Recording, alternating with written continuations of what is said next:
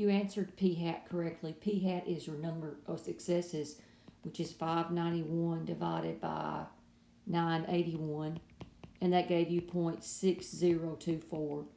And to find the error, you need to use the formula z sub alpha over 2 times the square root of p hat q hat over n.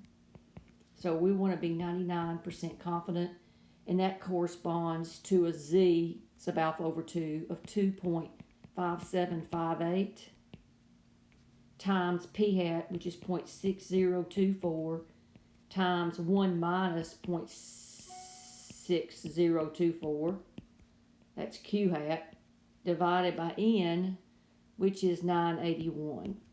And you'll do this calculation. That will be your error. I believe I got 0.040, but you need to double check.